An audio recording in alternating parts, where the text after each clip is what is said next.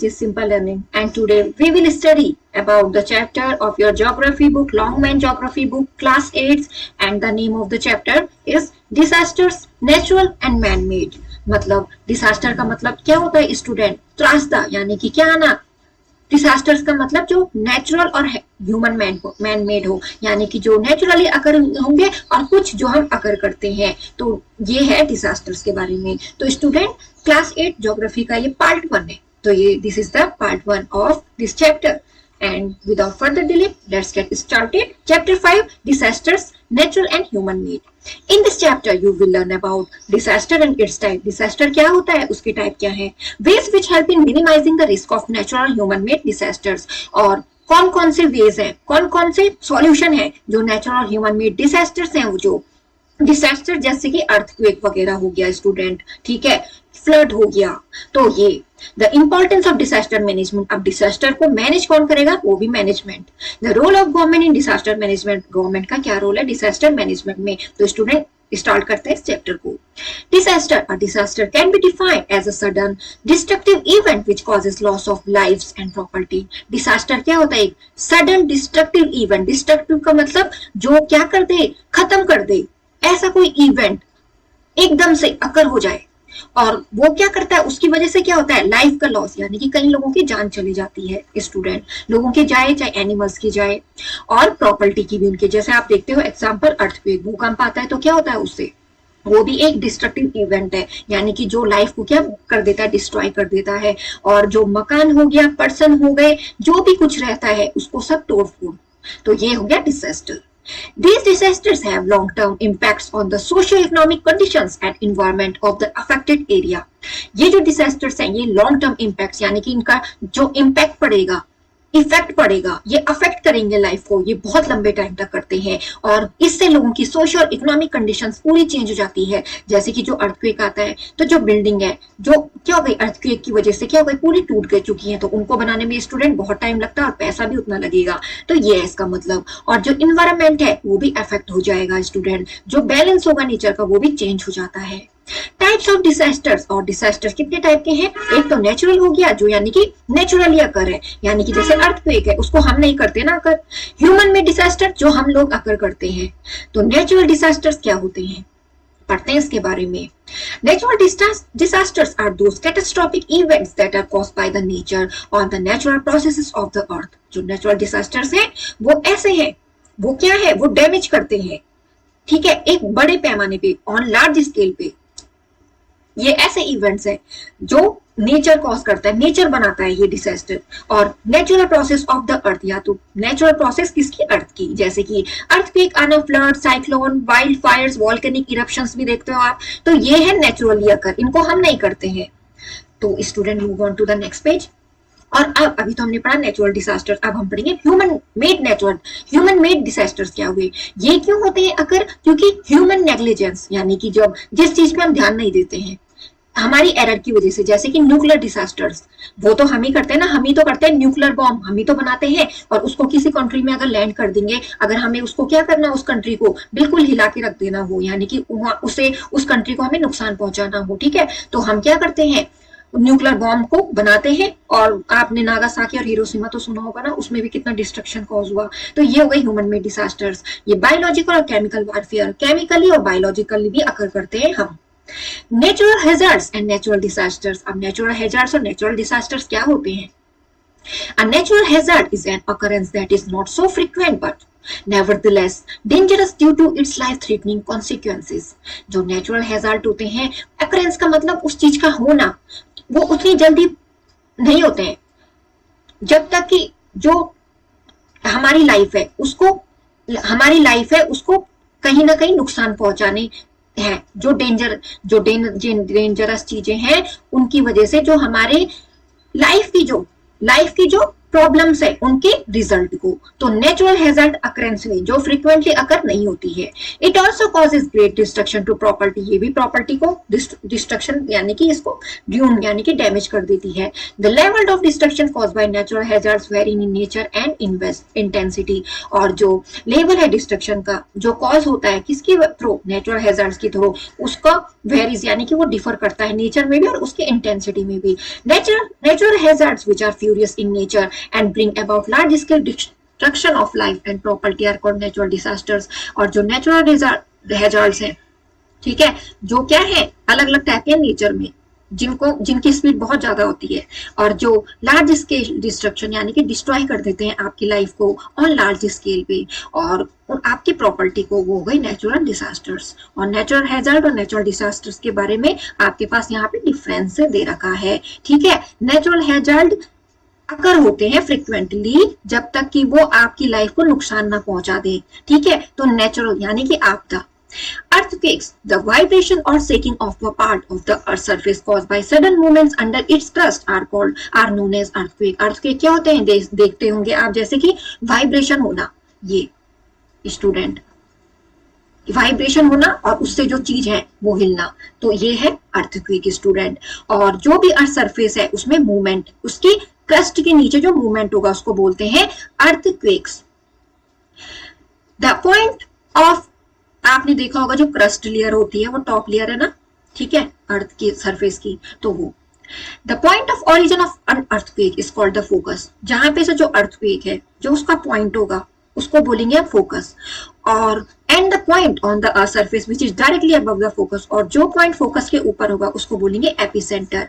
The strongest impact of an earthquake is experienced by the areas near the epicentre. और आप सुनते भी होंगे न्यूज में, ठीक है, जो सबसे ज्यादा इंपैक्ट पड़ता है अर्थक्वेक का वो वहीं पे एक्सपीरियंस किया जाता है जो एरिया नियर होते हैं एपिसेंटर के, जो एपिसेंटर जो फोकस के ऊपर होता है। और फोकस वो पॉइंट हुआ अर्थक्वेक के ओरिजिन, अर्थक्वेक के होने का, जहां से अर्थक्वेक अकर होता है उसको बोलते हैं फोकस। तो स्टूडेंट इससे समझिए आप, यहाँ पे तो फोकस यानी कि यहाँ पे अर्थक्वेक अकर हो रहा है और उसके ऊपर का पॉइंट बोलते हैं एपिसेंटर। और जो प्लेस इसके नजदीक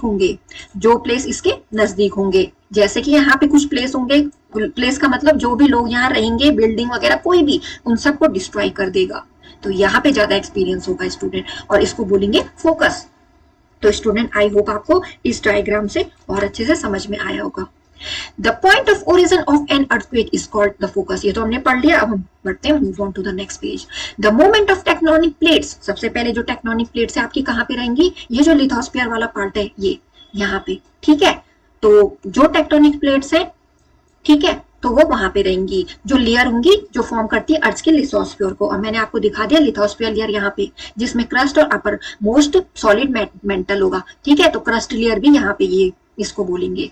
तो आई होप आपको इस फिगर से और अच्छे समझ में आ रहा होगा। और जो मॉल्टन रॉक्स है जो अर्थ क्रस्ट के नीचे है वो भी कॉज करती है अर्थक्वेक। और एक तो मूवमेंट टेक्टोनिक प्लेट्स का, टेक्टोनिक प्लेट्स मैंने बता दिया वो लेयर जो फॉर्म करेंगे अर्थ की लिथोस्फीयर लेयर को। Volcanic eruptions may also lead to earthquake at time. Volcanic eruption यानी कि जब ज्वालामुखी फूटती है तो उसकी वजह से भी अर्थक्वेक होता है। Earthquake can cause destruction in mass scale. जो अर्थक्वेक है वो बहुत बड़े पैमाने पे डिस्ट्रॉय कर देता है हर चीज को। Due to earthquake building and structure get damage. जैसे कि आप देखते ही होंगे शेकिंग की वजह से जब अर्थक्वेक हिला देता है पूरी सरफेस को तो उसकी वजह से बिल्डिंग और स्ट्रक्चर डैमेज हो जाते हैं। कोलैप्स का मतलब टूट जाते हैं। Where people die when they get stuck in the ruins. और इसकी वजह से जो लोग बिल्डिंग के अंदर रह रहे हैं, जो बाहर रह रहे हैं, उन पे क्या हो जाते हैं, वो क्या हो जाते हैं, डाई यानी कि मर जाते हैं। रोड गेट्स क्रैक, रोड पे ही क्रैक आ जाएंगे। फ्लाईओवर भी कोलैप्स हो जाएंगे और रेलवे लाइंस भी ट्विस्ट हो जाएंगी। Resulting in disruption of transportation. उसकी वजह से ट्रांसपोर्टेशन में भी क्या हो जाएगी, बहुत सारी problem create. Electricity poles break. Electricity के जो पोल है वो टूट जाएंगे। एंड वायर्स डिसलोकेटेड यानी कि जो वायर जहां पे लगा होगा वो बिल्कुल भी डिस्कनेक्टेड हो जाएगा। Earthquakes cause tsunamis and flood. Earthquake की वजह से सुनामीज भी आते हैं और फ्लड भी आता है। Also landslides occur in the mountainous regions due to the vibration of the earth. और लैंडस्लाइड यानी कि आप देखते होंगे कि कहीं पे जो बड़ा टुकड़ा होता है लैंड का वो क्या हो जाता है, स्लाइड यानी कि अपनी जगह से हट जाता है। वो भी कहाँ पे, माउंटेनियस रीजन पे। तो इसकी वजह से क्या हो जाता है, क्यों होता है ये अर्थ की वाइब्रेशन, जब अर्थ हिलेगी तो वो भी तो टूटेंगे ना, माउंटेन रीजन में जो भी लैंड होगा यानी कि जो भी सरफेस होगी तो वो भी आ जाएगी नीचे। मेजर्स टू मिनिमाइज रिस्क, अब इस रिस्क को कम करने के लिए क्या करना है? अर्थक्वेक अगर सडनली, जो अर्थक्वेक है वो एकदम से आता है, फ्रिक्वेंटली आता है, तो इसलिए जो लोग हैं उन ये जाने कि उस सिचुएशन में उस सिचुएशन को हैंडल कैसे करना है। Certain precautionary measures can be adopted, बहुत सारे प्रिकॉशनरी मेजर जिसमें आप क्या कर सकते हो, खुद को बचा सकते हो, वो है अर्थक्वेक रेजिस्टेंट बिल्डिंग। आप ऐसे अर्थक्वेक रेजिस्टेंट बिल्डिंग ही बना सकते हो, उसको हाई रिस्क एरिया जहां पे कि जैसे कि जहां पे एपिसेंटर हो अर्थक्वेक का, उसके अगल बगल के जो इलाके हैं जहां पे ऐसा लगेगा कि यहाँ पे अर्थक्वेक का जो है बहुत ही ज्यादा इंपैक्ट पड़ता है, तो वहां पे ऐसी बिल्डिंग बनाई जाए जो अर्थक्वेक के लिए रेसिस्टेंट हो, यानी कि अर्थक्वेक की वजह से वो बिल्डिंग इतनी जल्दी डैमेज ना हो पाए। People should move to open area, जो लोग हैं वो ओपन एरियाज में जाएं। People who are indoors should move under heavy furniture, आपने हमेशा सुना होगा कि जब भी जो लोग बिल्डिंग के अंदर रहते हैं, ठीक है, और अगर अर्थक्वेक आ गया तो कोई भी फर्नीचर है, जैसे कि आपका जो टेबल है वो लकड़ी का है, तो अगर आप उसके नीचे छिप जाएंगे और वो मजबूत है तो तभी क्या हो जाएगा, आप बचे रहोगे कि उसके नीचे जाने से जो भी चीजें गिरेंगी वो उसके ऊपर गिरेंगी, जैसे कि बेड और table.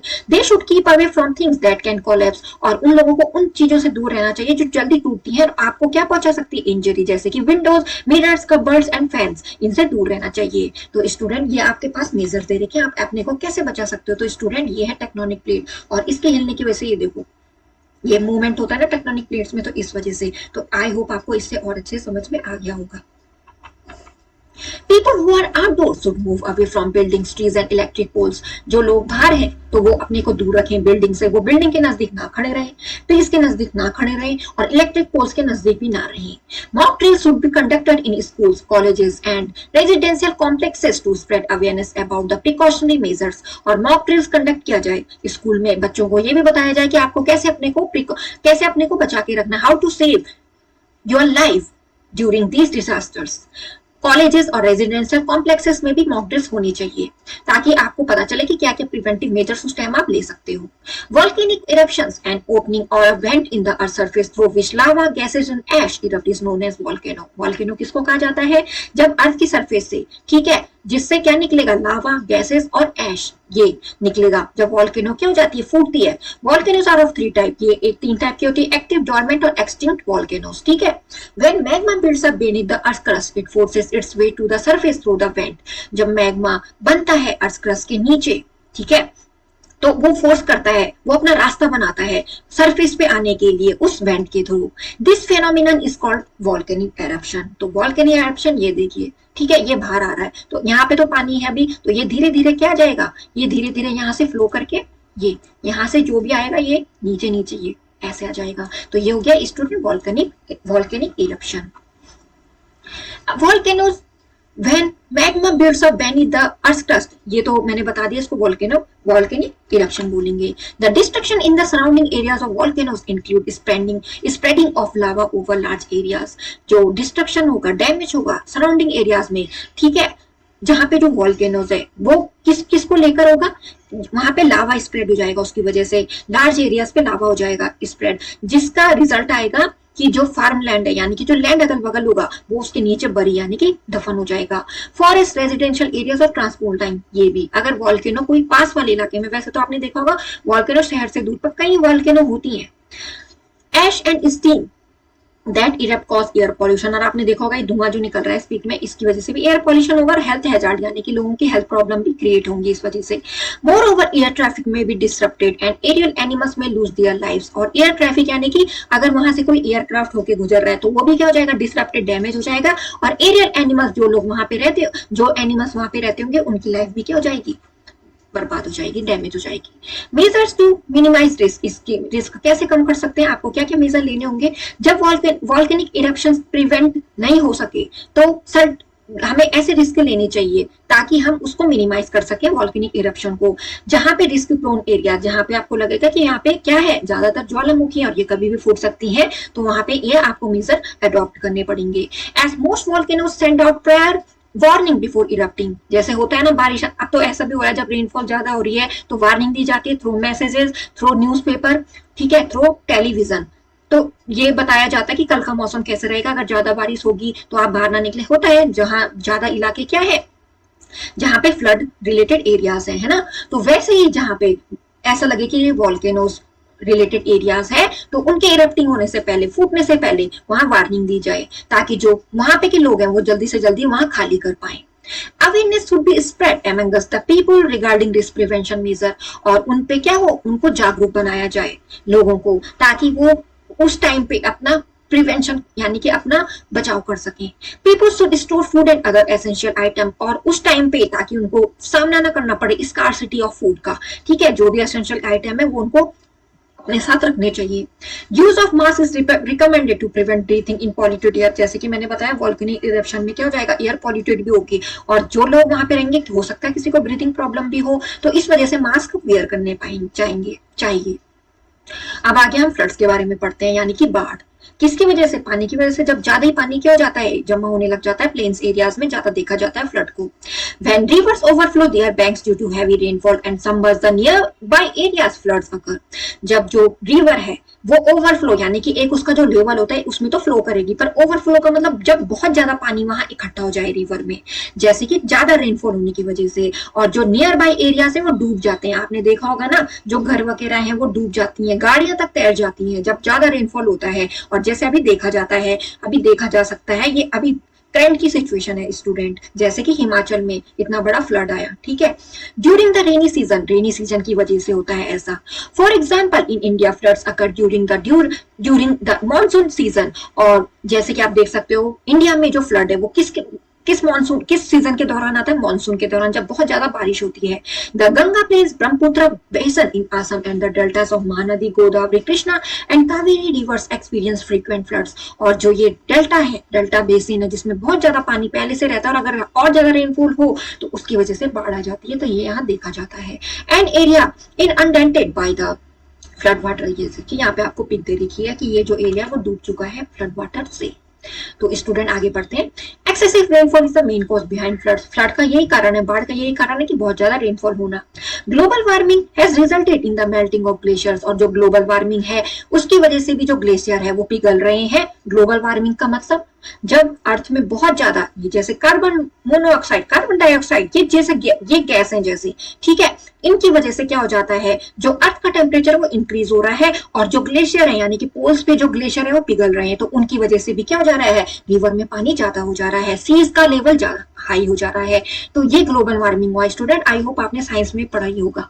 Silting of river beds and blocking of river channels by landslide also result in floods, और जो रिवर बेड्स हैं, ठीक है, उनके पानी की वजह से जो लैंडस्लाइड्स वगैरह हैं वो ज्यादा हो रही हैं, वहां पानी भर जाता है, वो अपने में वो इन चीजों को अपने में समा रहे हैं, यानी कि जो पानी है वो सिंक कर देता है ना कोई भी प्लेस को, कोई भी जगह को, बल्कि इनकी वजह से लैंडस्लाइड भी होता है, ठीक है। तो ये किसका रिजल्ट है, फ्लड का है। Apart from rendering people homeless, floods affect agriculture to a great extent. अब देखिए जो बाढ़ है उसकी वजह से क्या होता है, जो एग्रीकल्चर है वो भी क्या हो जाता है, बहुत ज्यादा ग्रेट एक्सटेंट पे इफेक्ट हो रहा है। Crops are washed away by the strong water currents, अगर बहुत ही ज्यादा फोर्स से पानी आएगा, ठीक है, फ्लड आएगा, तो जितनी वहां फसल है वो सारी खराब हो जाती है। Loss of live stock and shortage of food and saved, जो रियरिंग करते होंगे, एनिमल्स को पालते हैं, ठीक है, और वो जो भी वो एनिमल्स वगैरह पाल रहे हैं वो भी क्या हो जाते हैं, फ्लड की वजह से बह जाते हैं पानी के साथ। फूड की भी शॉर्टेज हो जाएगी, क्यों, क्योंकि जो भी एरियाज हैं वो किससे सिंक हो जाएंगे, पानी से सिंक हो जाएंगे, डूब जाएंगे पानी में, तो ट्रांसपोर्ट कैसा हो जाएगा, ब्लॉक हो जाएगा बिल्कुल। Safe drinking water are faced by the people, बाढ़ की वजह से जो पानी है वो भी पॉल्यूटेड हो जाएगा, ठीक है, पूरी मड वगैरह आ जाएगी उसमें, उसकी वजह से हेल्थ इश्यूज भी क्रिएट हो जाएंगे। Flood affected areas are cut off from other areas due to the submergence of roads and railway line, जो फ्लड अफेक्टेड एरिया जहां फ्लड आया होगा वो कट ऑफ हो जाते हैं, यानी कि वो अगर सड़क होगी तो वो भी सड़क बह जाती है पानी में, तो आप देखोगे जो ट्रांसपोर्ट सिस्टम है पूरी तरीके से अफेक्ट हो जाता है। जैसे आप हिमाचल का एग्जांपल देख लो, ठीक है, वहां जो कुल्लू मनाली वगैरह के प्लेसेस आपको दिखाए गए हैं वहां भी तो ऐसा ही है, पूरा रोड सिस्टम का डिस्कनेक्ट हो गया है मेन सिटी से, और जो टेलीकम्युनिकेशन है वो भी क्या हो गया, पूरी तरीके से अफेक्ट हो गया है। People suffer from water borne diseases too, और जो लोग हैं उनको वाटर बोर्न डिजीज का मतलब जो डिजीज पानी से होंगी, क्योंकि साफ पानी जब पीने का मिलेगा उसकी वजह से भी बहुत डिजीज हो जाएंगी। तो अब इस रिस्क को मिनिमाइज करने के लिए क्या करना है, regular weather report should be air, जैसे आप देखते हो अब आपको मैसेज भी आता है, थंडर स्टॉर्म है, रेनफॉल है, इनका मैसेज भी आ रहा है, आप रेडियो टेलीविजन पे भी ये न्यूज सुनते हो। अब तो बहुत कॉमन हो गया है ये, क्योंकि पहले ऐसा वार्निंग नहीं दी जाती थी, पर अब कुछ सालों से ऐसा हो रहा है। Rise in the river water level should be closely monitored and alert signal should be issued when the danger level is crossed, और जब भी जो रिवर वाटर का पानी उसमें राइज आ जाएगा, जब उसका लेवल बढ़ जाएगा, तो वहां पे सिग्नल होने चाहिए ताकि लोगों को क्या कर सके, वार्निंग दे जाए, उनको अवेयर किया जाए कि वहां पे जो डेंजर लेवल है उसको भी क्रॉस कर चुका है पानी, तो इसलिए वहां ना जाए और या तो वो प्लेसेस खाली कर दे। River embankments should be constructed to check the spread of flood water, और एम्बैंकमेंट्स का मतलब जैसे कि वहां पे क्या बनाया जाए, एम्बैंकमेंट्स बनाए जाए जो भी पानी के लेवल को उससे आगे ना फैलने दे, ये करा जाए ताकि जो फ्लड वाटर है वो स्प्रेड ना हो पाए और प्लेसेस में भी। Keep sufficient stock of food, fresh water and cloth in water proof bag, और जब भी ऐसा हो तब आप क्या रखो, जो फूड और फ्रेश वाटर और क्लोथ है उनको वाटर प्रूफ बैग में, ताकि उनके अंदर पानी ना जाए और आपके लिए वो उस टाइम पे काम आए। Keep a first aid kit readily available along, first aid kit भी रखनी है अपने साथ, विद अदर एसेंशियल आइटम भी रखने हैं, जैसे कैंडल, जैसे उस टाइम पावर कट हो जाती है तो कैंडल भी रखने, मैच स्टिक, टॉर्चेस और स्टिक भी रखनी है, ठीक है, ताकि जो स्नेक वगैरह है वो भी आप पे अटैक ना करें। Make arrangement to evacuate people to safer places with the help of disaster management team, और आपको जो लोग हैं वो उस प्लेस को खाली कर देंगे, जो फ्लड रिलेटेड एरिया है जहां फ्लड आया होगा, ठीक है, तो वो ऐसा अरेंजमेंट करे ताकि वो अच्छी जगह पे जा पाए, सेफर प्लेस यानी कि सुरक्षित जगह पे जा पाए। और जो डिजास्टर मैनेजमेंट टीम है यानी कि जो उनकी हेल्प करने आएगी, जैसे कि डिजास्टर हो गए, फ्लड, अर्थक्वेक, लैंडस्लाइड, तो जो आपको ये टीम बनाई जाएगी डिजास्टर मैनेजमेंट की, वो आपको हेल्प करेगी। तो ये अरेंजमेंट किया जाए कि वो उनकी हेल्प आपको फ्रिक्वेंटली मिल जाए, आपको कोई भी प्रॉब्लम को फेस ना करनी पड़े at that time. Fire can be cause by natural factor as well as human negligence, fire भी एक टाइप से क्या है, फैक्टर है, किसका, डिजास्टर का। कैसे, या तो नेचुरल फैक्टर से हो सकता है या तो ह्यूमन नेग्लिजेंस यानी कि जिन चीजों में हम कभी ध्यान नहीं दे रहे, हमारी केयरलेस की वजह से भी होता है। Wildfire can be cause due to factor such as high temperature, droughts and natural lightning. Wildfire यानी कि जंगलों में आग देखते हो, कभी आप हो जाता है, कभी ये जैसे नेचुरल फैक्टर होते हैं, तो क्या फैक्टर है ये, जैसे कि ज्यादा टेम्परेचर की वजह से, जैसे कि जो सूखा इलाका है वहां भी हो जाता है। और नेचुरल लाइटिंग यानी कि जैसे आप देखते हो कि जो स्काई की लाइटनिंग होती है, ठीक है, तो वो वाली की वजह से भी, जहां पे बोलते हैं कहीं पे बिजली गिर गई, तो वो वाली। Wildfire is an uncontrolled fire that occurs due to natural vegetation, और वाइल्ड फायर जो एक क्या है, एक अनकंट्रोल्ड फायर है जिसको कंट्रोल नहीं किया जा सकता, वो अकर होती है नेचुरल वेजिटेशन की वजह से। Numerous cases of wildfire have been reported in the forest of Uttarakhand India in 2016, और आपने देखा होगा जैसे कि उत्तराखंड में होता है ऐसा, जैसे कि जो जंगल है उनको लोग क्या करते हैं, ग्रास के लिए अपने आप ही क्या कर देते हैं, उनमें आग लगाते हैं। तो कई बार क्या हो जाता है, इसकी वजह से जो बर्ड्स वगैरह जिन्होंने अपने नेस्ट बनाए होंगे उन ट्रीज में, तो उनकी लाइफ तो डिस्ट्रॉय हो गई, ठीक है। कई बार जो पीपल होते हैं जिनके मकान उस एरिया से रिलेटेड है वहीं पे बना रखे, तो उनका घर भी जल जाता है। तो ये रिपोर्ट उत्तराखंड के फॉरेस्ट में देखी गई, कब, 2016 में। मेजर टू मिनिमाइज इस रिस्क को मिनिमाइज कैसे किए, be aware of the news update from local media and fire department, आपको ये भी देखना चाहिए कि जो न्यूज देगा फायर डिपार्टमेंट या लोकल मीडिया, वो आपको न्यूज देंगे तो आपको वो सुननी चाहिए, आपको समझनी चाहिए। Keep an emergency supply kit, emergency supply kit भी रखनी चाहिए ताकि इमरजेंसी में वो आप उस किट को यूज करके अपनी देखभाल कर सको। Turn off all gas pipeline, जब आग लग जाए तो गैस पाइपलाइन को भी क्या कर दीजिए, बंद कर दीजिए, सारे विंडोज और डोर्स को भी क्लोज कर दीजिए, ठीक है। तो ये मेजर्स दे रखे हैं इस रिस्क को मिनिमाइज करने के। Fire can also be cause due to electric short circuit, और देखते होंगे आप कई बार शॉर्ट सर्किट की वजह से भी आग लग जाती है, देखा होगा आपने लोगों के घरों में और शॉप में भी। फ्यूल लीकेज की वजह से भी, और फायर वर्क की वजह से भी, कई बार लापरवाही से काम करते हैं तो इसकी वजह से भी क्या हो जाता है, ये डिजास्टर देखना पड़ता है। फॉर एग्जाम्पल, उबार fire tragedy is one of the worst fast fire tragedies in India. वो जो उबार फायर ट्रेजेडी हुई, एक ही बहुत ही भयानक फर्स्ट फायर ट्रेजेडी थी इंडिया की। इट अकर्ड ऑन 13 जून 1997 में ये हुई, और उफर सिनेमा दिल्ली में हुई, और ये शॉर्ट सर्किट की वजह से भी। तो देखो स्टूडेंट, जो इलेक्ट्रिक सर्किट है उसकी वजह से भी बहुत हमें प्रॉब्लम हमें सफर करनी पड़ती है, फेस करनी पड़ती है। ह्यूमन मेड डिजास्टर्स, अब ह्यूमन मेड डिजास्टर्स क्या हुए, न्यूक्लियर डिजास्टर, जैसे कि हमने पढ़ा ह्यूमन मेड डिजास्टर वही है जिनको हम क्रिएट करेंगे, एक तो नेचुरली होते हैं जैसे अर्थक्वेक, फ्लड, अभी हमने इनके बारे में पढ़ा। और हम पढ़ रहे हैं अब ह्यूमन मेड डिजास्टर के बारे में। तो इसमें सबसे पहला है न्यूक्लियर डिजास्टर, जैसे आप न्यूक्लियर बॉम्ब ही समझ लो, तो ये न्यूक्लियर बॉम्ब ही बता रहा है आगे भी। Nuclear disaster often occur as an effect of a nuclear bomb or atom bomb or other nuclear weapons. अब न्यूक्लियर वेपन्स भी बनते हैं, न्यूक्लियर बॉम्ब भी बनते हैं और एटम बॉम्ब भी बनते हैं, जो मास डिस्ट्रक्शन यानी कि एक न्यूक्लियर बॉम्ब पूरी सिटी को बर्बाद करके रख देता है, पूरा डिस्ट्रॉय कर देता है, जिससे कि वहां की सोशल, पॉलिटिकल और इकोनॉमिक सिस्टम जहां पे जिनकी वजह से उनकी इकोनॉमी चलती है पूरी डिस्ट्रॉय हो जाती है। जैसे मैंने हिरोशिमा और नागासाकी का आपको एग्जांपल दिया, वो बहुत ही मैस डिस्ट्रक्शन था स्टूडेंट। और अभी तक जहां वो लोग, अभी वहां जब जो लोग बर्थ लेते हैं तो वो क्या होते हैं, वो अपंग होते हैं, ठीक है, वो नॉर्मल ह्यूमन की तरह नहीं होते, उनके हाथ पैर वगैरह या कोई ना कोई डिफेक्ट होता है। There is also the risk of accidental exposure to harmful radiation. और इसकी वजह से जो न्यूक्लियर बॉम्ब होता है तो उसमें बहुत ही ज्यादा रेडिएशन निकलते हैं, उसकी वजह से जो सारी लाइफ है उसको वो डिस्ट्रक्शन कॉज करता है, क्योंकि उसमें न्यूक्लियर रिएक्टर होते हैं और वो क्या करते हैं कि उनको किस लिए यूज किया जाता है, पावर को जनरेट करने के लिए। तो बहुत ही खतरनाक होते हैं न्यूक्लियर बॉम्ब। माई वर्ल्ड में क्या दे रखा है, ग्लोबल वार्मिंग और the increase in the average temperature of the earth surface lead to a considerable increase in the incidences of wildfire across the globe. जो ग्लोबल वार्मिंग है और अर्थ का जो टेम्परेचर इंक्रीज हो रहा है, इसकी वजह से जो इंक्रीज हो रहा है वाइल्ड फायर्स के इंसिडेंसेस, यानी कि ये घटना कहाँ पे, पूरे वर्ल्ड में। Even regions like Siberia are experiencing wildfire, जैसे कि साइबेरिया के रीजन में एक्सपीरियंस की गई है वाइल्ड फायर को, और 2015 में 10 मिलियन से ज्यादा यहाँ का जो एरिया था वो बंद हो गया। Chernobyl nuclear disaster took place 130 kilometre north of Kyiv, Ukraine on 26 अप्रैल 1986। तो आपको ये कहीं का इंसिडेंस दे रखा है चेर्नोबिल न्यूक्लियर डिजास्टर का, जो 130 किलोमीटर नॉर्थ की तरफ है कीव में, जो यूक्रेन में हुआ और इतनी डेट को हुआ। It was the worst ever nuclear disaster, ये बहुत ही भयानक न्यूक्लियर डिजास्टर था, जिसमें 2500 पीपुल मर गए और 3.5 मिलियन पीपुल अफेक्ट हुए। More than 4 lakh were displaced in Ukraine alone, और 4 लाख क्या हो गए, डिस्प्लेस्ड हो गए। It had a devastating effect on regional economy and environment। इसका बहुत ही डिवास्टेटिंग यानी कि बहुत ही भयानक इफेक्ट पड़ा इकोनॉमी और इन्वायरमेंट में, क्योंकि जो न्यूक्लियर बॉम्ब होते हैं स्टूडेंट, इनसे जो इन्वायरमेंट है वो भी बहुत डिस्टर्ब होता है।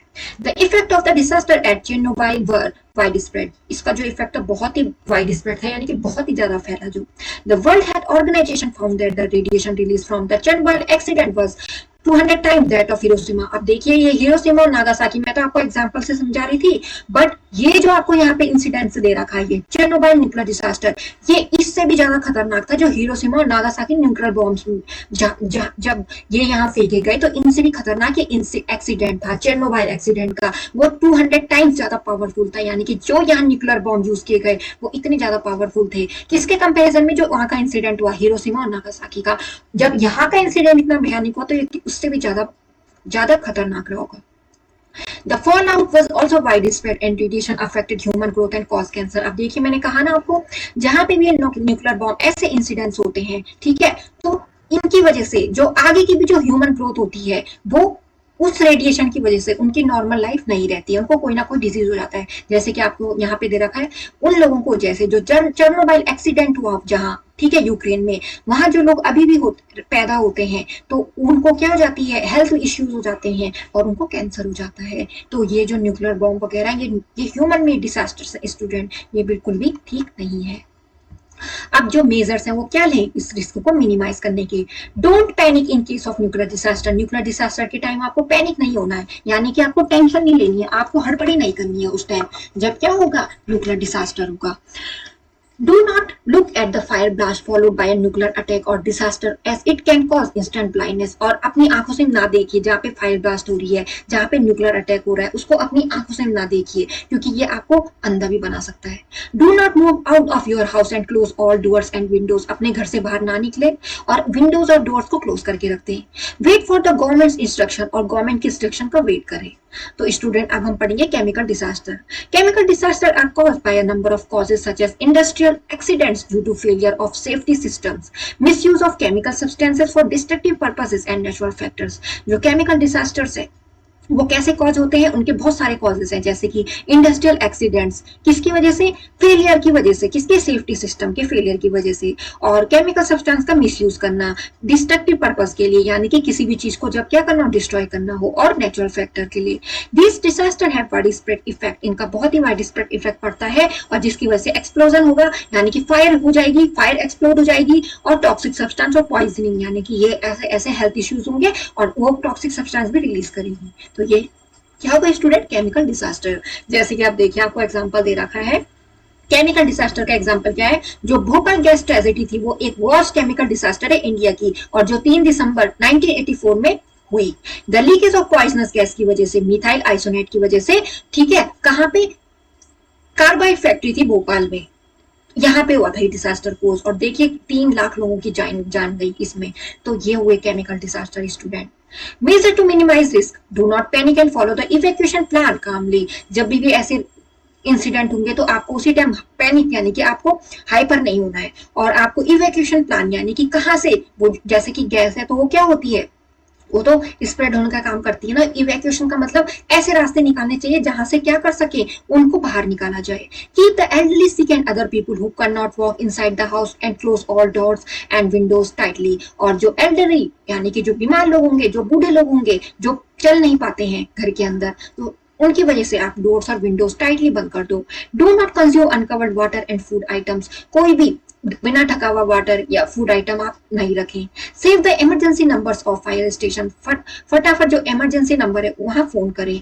एम्बुलेंस सर्विस और हॉस्पिटल में भी करें। Chemical industry should be establish away from the residential areas, और जो भी केमिकल इंडस्ट्रीज है उनको रेजिडेंशियल एरियाज, यानी कि जहां लोग रहते हैं उससे दूर उनको एस्टेब्लिश करनी चाहिए केमिकल इंडस्ट्रीज। तो स्टूडेंट, आई होप आपको ये चैप्टर जो डिजास्टर्स ह्यूमन मेड और नेचुरल, तो आपको अच्छे से समझ में आएगा चैप्टर। ये है पार्ट 1 इस चैप्टर का, and the remaining chapter we will finish that chapter in the part 2 video. I hope you understood this video very so well. So student, thanks for watching. Don't share, don't forget to share this video to your friends, and please subscribe my channel. Thanks for watching.